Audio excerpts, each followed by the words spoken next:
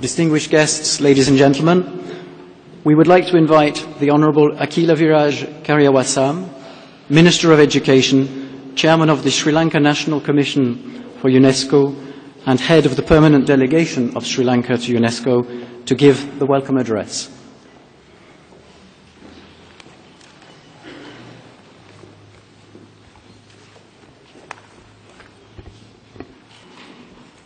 Venerable Master Chin Kung and Reverend members of the Mahasangha, religious dignitaries, Excellency Fatmir, Besimi, Deputy Prime Minister of Macedonia, Honorable Karu Jayasuriya, Minister of Buddha Sasana, Public Administration, Local Government and Democratic Governance of Sri Lanka, Mr. Eric Falt, Assistant Director General, External Relations and Public Information of UNESCO, Excellencies, distinguished guests.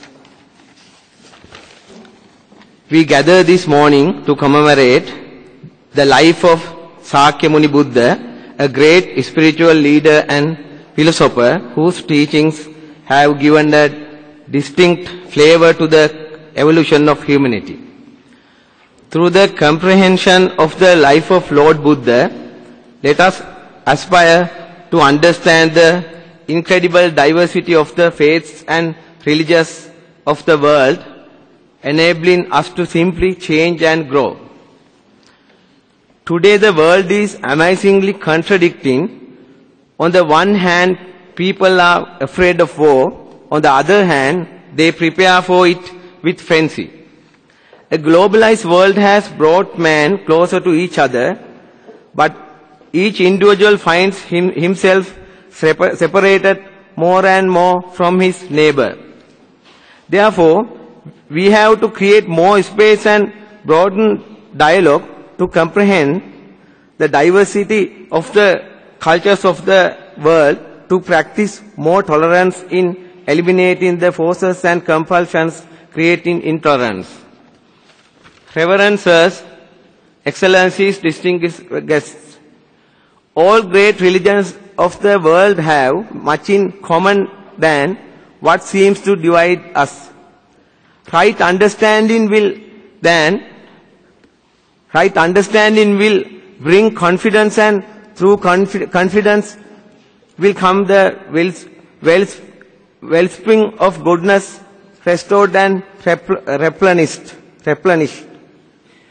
Today we have with us eminent religious dignitaries and personalities whose great words of wisdom will echo within the walls of this house when we endeavor in our noble mission to espouse the doctrine of achieving peace and security. When Venerable Master Chin Kung, who is with us this morning, has devoted all his life to preaching the doctrine of Buddhism, through which he has fostered an interfaith and intercultural dialogue, living by virtue and by deed. We are honored to have his presence and the presence of all the religious dignitaries and eminent leaders as the Minister of Education and Chairman of the Sri Lanka National Commission for UNESCO, and on behalf of the Parliament Delegation of Sri Lanka to UNESCO, I welcome you and thank you for finding time to be with us. When we are reaching a milestone of 65 years of our journey in this organization, Sri Lanka is grateful to the United Nations for having accepted the proposal to celebrate Vesak as an international day of observance, and to UNESCO for giving a special place for its celebrations at its headquarters in Paris. Without further ado, let us pave the way for the eminent personalities gathered here to speak and to spread the message of peace to all corners of the world through the wisdom of faith, and to quell the darkness of ignorance. Thank you.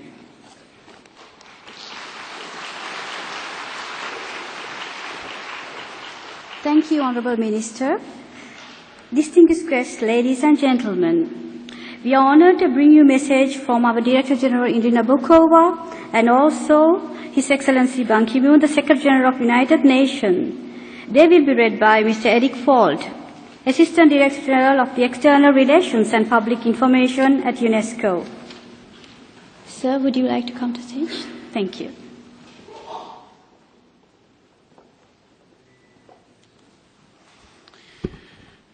Vénérable Maître Ching Kung, fondateur et directeur du Pure Land Learning College Australie, Vénérable Bodhagaba Chandima, directeur de Nagananda International Institute for Buddhist Studies, Son Excellence Monsieur Fatmir Besimi, Premier ministre adjoint de l'ancienne République yougoslave de Macédoine, Honorable Karu Jayasuriya, ministre du Bouddha Sasana du Sri Lanka, Honorable Akila Viraj Kariyawasam, ministre de l'Éducation du Sri Lanka, Excellences, Mesdames et Messieurs, au nom de la directrice générale de l'UNESCO, Madame Irina BOkOVA, je vous souhaite tout d'abord la bienvenue dans cette maison qui est un peu aujourd'hui la maison du Bouddha.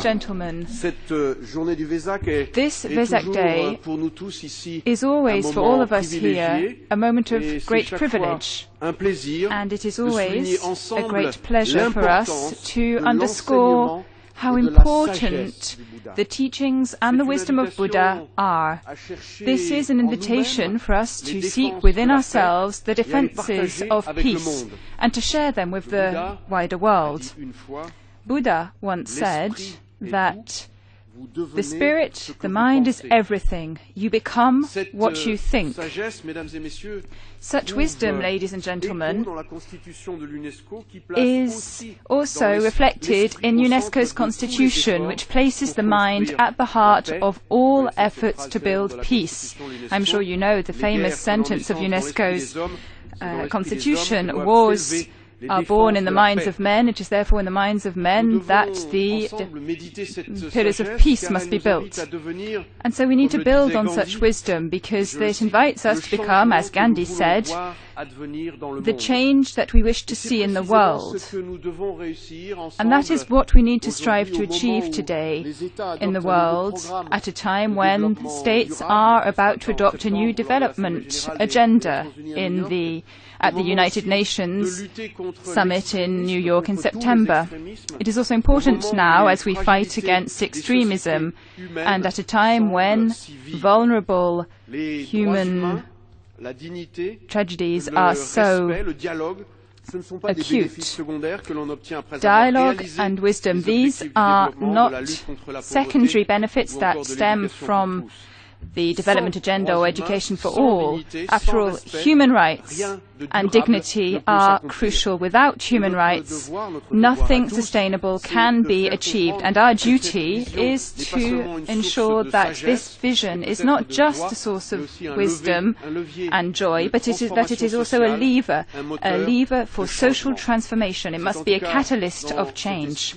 And it is with this in mind that I have the great pleasure of reading to you the message of the Secretary General of the United Nations, Mr. Ban Ki-moon, on this occasion of the Vesak Celebration Day. This message is directly addressed to you, and I will proceed to read it. It is a pleasure to extend special greetings to all who have gathered to celebrate the day of Vesak and the teachings of the Buddha. I commend the permanent mission of the Democratic Socialist Republic of Sri Lanka for its role in organizing this commemoration at UNESCO headquarters in Paris. The spirit of Vesak can help to animate a global response to our challenges of our day. As the United Nations works for the adoption this year of a set of new sustainable development goals and a meaningful new agreement on climate change, we would do well to heed the Buddhist teaching that life and the environment are essentially one. The Lord Buddha's observation that all peoples are interconnected reminds us of the importance of uniting as one human family, resolved to address our shared struggles based on common values. I've asked members and leaders of all faith communities to join the United Nations in responding to the recent dangerous and destabilizing rise of violent extremism. Toward that end, we recently welcomed eminent figures from the world's major religions to 2 days of meetings at the United Nations on promoting tolerance and reconciliation. The imperative of transcending differences lies at the heart of Buddhist teachings, whose injunctions to practice compassion are timeless. Let us celebrate Vesak Day with a pledge to care for the most vulnerable people in our societies and in the process create a better future for all. Thank you very much.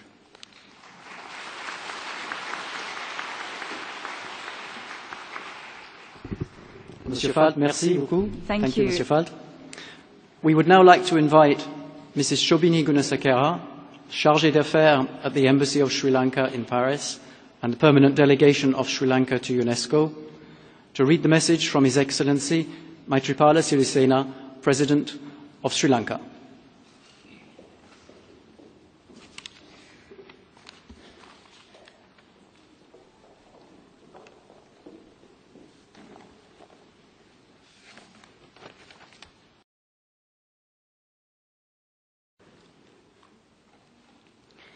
Namo Buddhaya. It is with much spiritual joy that I send this message to this dignified event marking the Vesak festival that celebrates the birth, enlightenment and parinibbana of Siddhartha Gautama, the Buddha.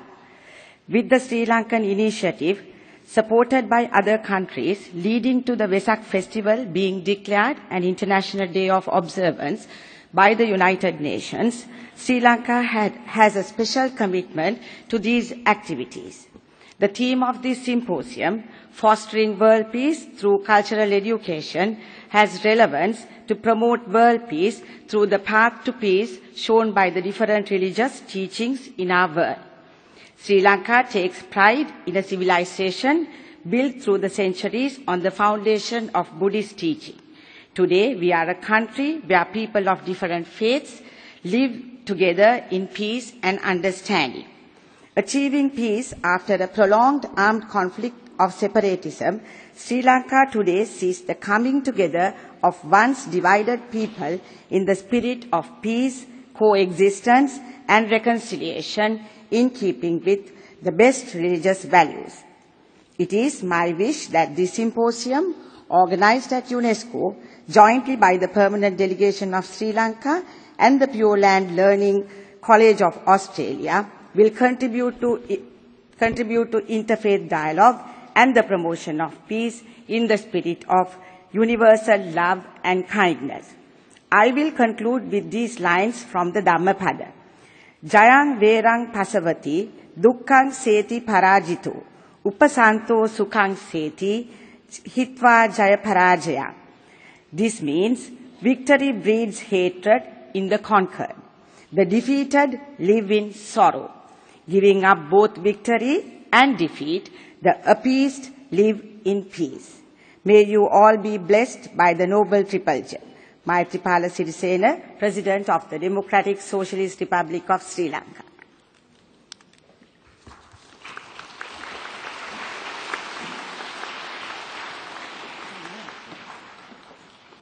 Would His Excellency Mr. Fatmir Besimi, Deputy Prime Minister of Macedonia, kindly now give his address, please?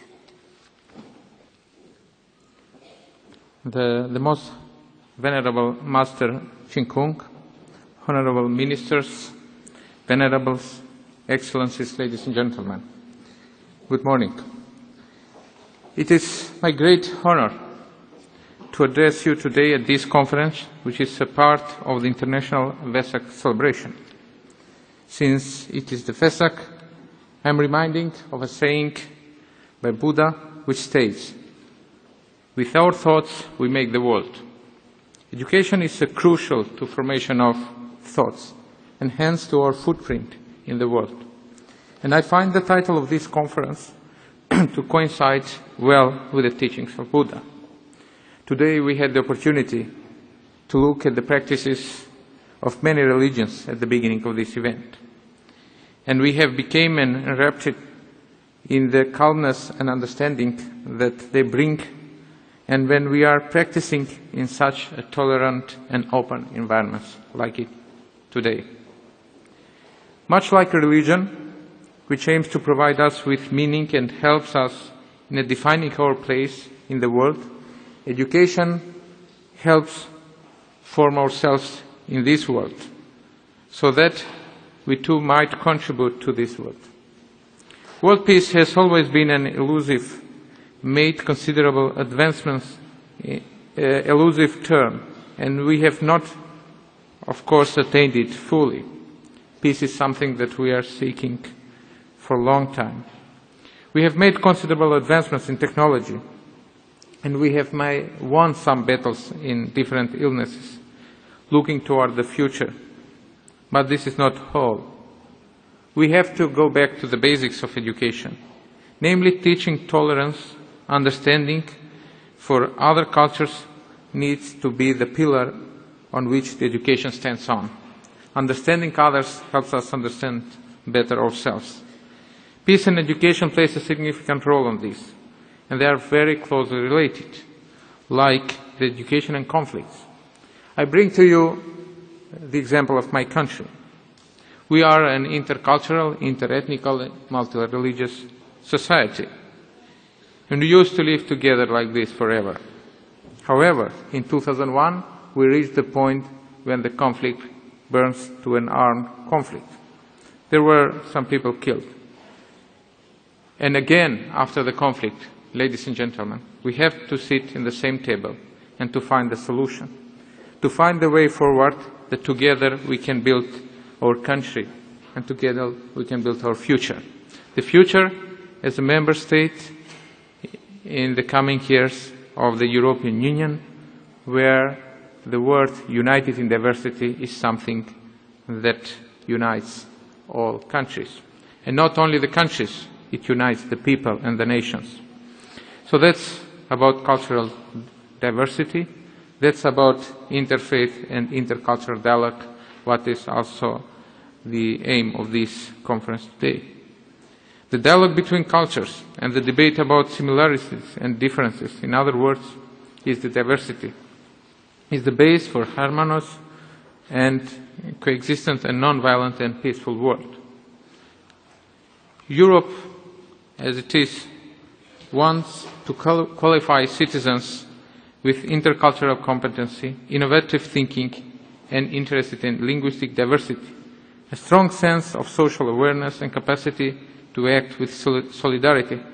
That is why it's important to have cultural education, as it allows us to create generations whose diversity not as who sees the diversity not as one anomaly of the society, but this is an advantage.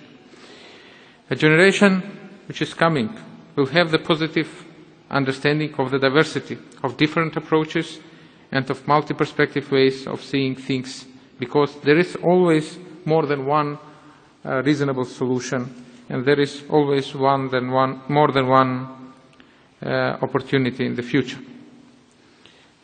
Ladies and gentlemen, the cultural education and diversity allows us, through a teaching, to learn about the world and peace in the future, the next generation, and precisely through appreciation of diversity, which can help them become creative leaders of the future. I would like, once again, ladies and gentlemen, to come back to the Buddha's saying that it is through our thoughts that we make the world. And this is a very powerful saying. It is about ourselves, and it is about how we understand the world and how we build our societies. And what better way to shape our thoughts can be through other than the cultural education, through intercultural dialogue, through transcultural understanding, where we learn that we need to build not only geographical, but most strong spiritual bridges between people, where we learn to be accepting of others and in turn accepting to our own role in building peace. And we, in this case, must understand each other as one, not one as individuals, but as one as a society, as one as a civilization, that we can survive and advance ourselves in this world only if we behave as one. So, at the end, ladies and gentlemen, I would like to say that I am really very glad that the Republic of Macedonia is part of this year's event of Vesak celebration, and happy to address to you today, and hope that this environment of respect and understanding for cultural and religions which we have witnessed here today will continue beyond this venue. Thank you.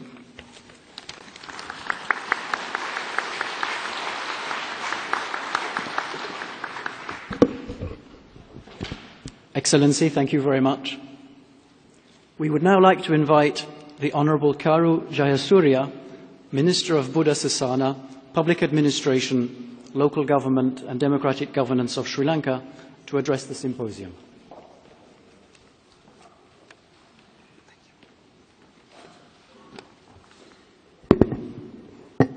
Namo Buddhaya, Ayubowan, Assalamualaikum, Vanakkam.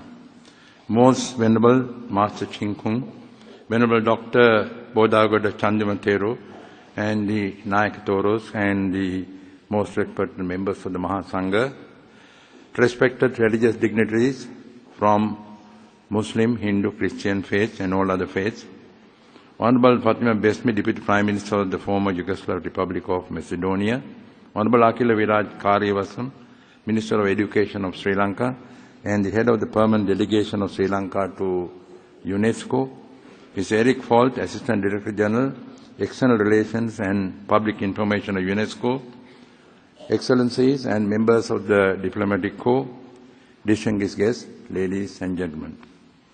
It is an honor and a privilege for me to address this August Assembly on the occasion of the celebration of Vesak, which marks the three most important events in the Buddhist calendar: the birth, enlightenment, and the Parinibbana of the Buddha.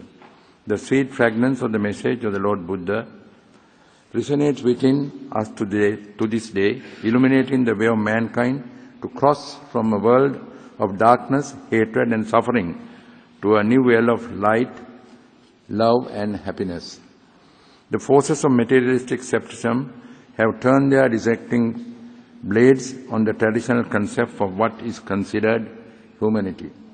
The Supreme Buddha advocated compassion for all beings and enunciated that hatred does not cease by hatred but by love. Indeed, these are moral values that our society has lost sight of in the relentless pursuit of material wealth.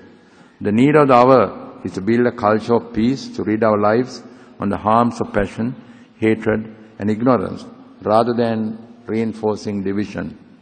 70 years ago, the Constitution of the UNESCO was proclaimed in words that have prophetic resonance today.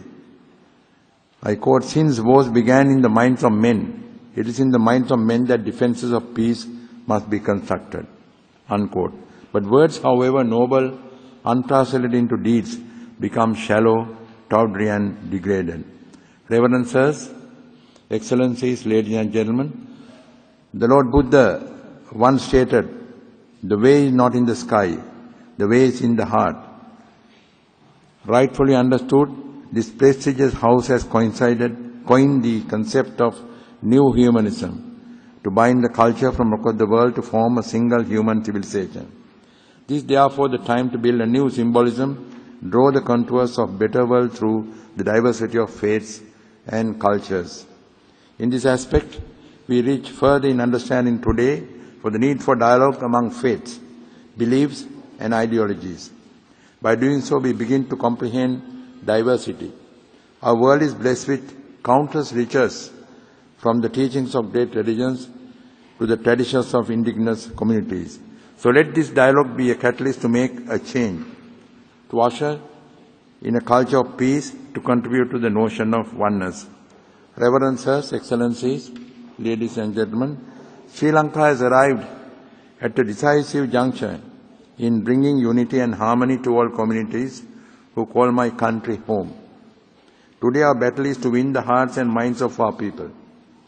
In this journey, as a priority, we remember the good deeds these people have done for each other. Over the centuries, all major religions, philosophies, and faiths have coexisted side by side in our land. A Buddhist temple, a Christian church, a mosque, and a Hindu temple all within 100 meters of each other, is a common sight in Sri Lanka. Based on the lasting edifice, our government is striving to build and preserve the understanding and empathy among our people. The President of Sri Lanka and the Prime Minister, representing two different political ideologies, have joined hands to establish ethnic, religious and political harmony in our country. In the spirit of fostering world peace and in the steps of the enlightened, one I quote, "To conquer oneself is nobler than conquering thousands of men in a battlefield.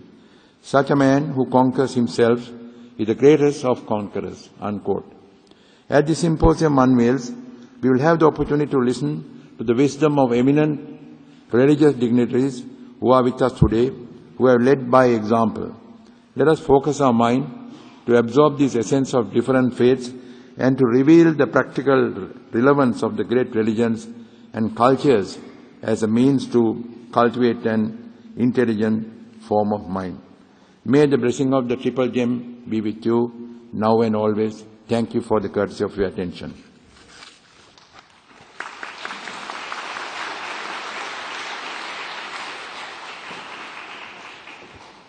Thank you very much, Honourable Minister. Honorables invités, mesdames et messieurs. Dear guests, ladies and gentlemen, we now call on Mr. Andre Anjanamato Nituki, who is a representative of the Permanent Delegation of Madagascar to UNESCO. He is invited to take the floor.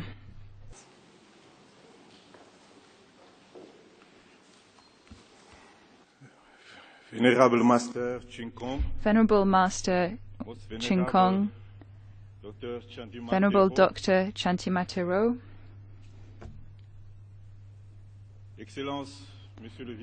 Excellencies, Vice Prime Minister, Excellences, Messieurs les Ministres, Ministers, Monsieur le Sous-Directeur Général, Deputy Director General, Excellences, Messieurs les Ambassadeurs, Your Excellencies, Ambassadors, ladies and gentlemen, dear friends.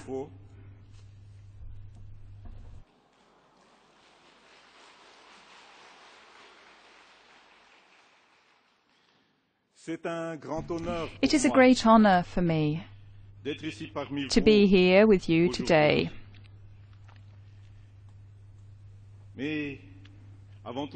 But first and foremost, allow me to convey the excuses of our First Lady, Her Excellency, Madame Van Matokwapojang, who, although she clearly expressed her wish to attend this inauguratory ceremony, was unable to attend and join us. I would also like to commend all those who have worked hard to organize this event. In particular, my colleagues from the delegations of Sri Lanka, of Macedonia, my friends from the Puland College, and all of you here present today. These 3 days of sharing and dialogue should help us advance the ideas of peace and tolerance, the ideas of fraternity, to advance these ideas within our respective communities and countries. Your Excellencies, ladies and gentlemen, the Vesak celebrations transcend all religions and all faiths. It therefore bears witness to the importance of intercultural and interreligious dialogue for strengthening peace through cultural education throughout the world. This theme dovetails perfectly with UNESCO's fields of competency, and the fact that we have come in such numbers in this prestigious place reflects how committed we are to these shared values. In 2015, Vesak has taken on a particular dimension. Firstly, this year we are celebrating the 70th anniversary of UNESCO. Since its inception following the Second World War, our organization has constantly worked for peace and for preserving cultural and natural heritage. It has worked to promote education for all and respect for cultural diversity. Today, the role and the significance of UNESCO are more relevant than ever before, as we live against a backdrop in which every day men, women and children are oppressed, they are persecuted, they are even killed on the grounds of their religious faiths or their religious and ethnic or racial origins. UNESCO's work is all the more arduous as education must play a key role in changing mindsets and in providing our children and grandchildren with the opportunity to live in a world of peace and tolerance. Madagascar is aware of the challenges and fully supports UNESCO's commitment to cultural diversity and the culture of peace throughout the world. Madagascar puts its commitments into practice. In order to preserve social peace following 5 years of political turmoil, Madagascar has committed, under the leadership of His Excellency the President of the Republic of Madagascar, to a process of national reconciliation. This process is based on 4 fundamental pillars, the so-called 4 F's in French: repentance, admitting one's mistakes, truth, and, above all, the foundation of Malagasy culture. This shows a strong and broad sense of family and cultural ties, which is based on the principle of reciprocity. This process of national reconciliation goes hand in hand with broad-based learning and social dialogue. Comprising 18 major ethnicities, Madagascar must also tap its cultural and religious diversity's potential for achieving sustainable and inclusive development in harmony with our traditional culture. Your Excellencies, ladies and gentlemen, this diversity is a true source of wealth in Madagascar, and it is our duty to ensure that this wealth is carried through to the future, as we should preserve cultural and natural heritage. Madagascar currently is home to 3 sites inscribed on the Cultural Heritage List of UNESCO and 1 which is inscribed on the Intangible Cultural Heritage List of UNESCO. My country would like to associate itself with the movement Unite for Heritage, a movement launched by Madame Irina BOkOVA, Director General of UNESCO. Cultural heritage is universal, and it reflects all of our humanity as it goes beyond generations and borders. We are therefore all duty-bound to safeguard this heritage and to transmit it to future generations. It therefore stands to reason that the preservation of tangible, intangible and cultural heritage, as well as natural heritage, requires good quality and appropriate education. We must therefore urgently raise awareness, especially among future generations, about how important it is to preserve all these tangible and intangible values which shape their identity and make them fully fledged beings, citizens of the world, who take part and contribute each in their own way to preserving peace, to preserving the beauty and harmony of humankind. Your Excellencies, ladies and gentlemen, As long as wars and conflicts continue to rage on our planet, as long as intolerance and segregation will blur the mind and that religions are used wrongly as a pretext to wage wars, we must continue to redouble our efforts to ensure that the ancestral values of living together are preserved, conveyed, and reshaped where necessary, to ensure that intercultural dialogue and inter-religious dialogue gain the upper hand over hatred. We must step up our efforts because there are surely far more of us on this earth who wish for a bright future for our children, who wish for our children to be able to be open to other cultures. We would like them to preserve and know how to appreciate all the treasures of the world. Your Excellencies, ladies and gentlemen, may the Vesak celebrations of 2015 bring to our world harmony and peace, the harmony and peace to which we all aspire. Thank you for your kind attention.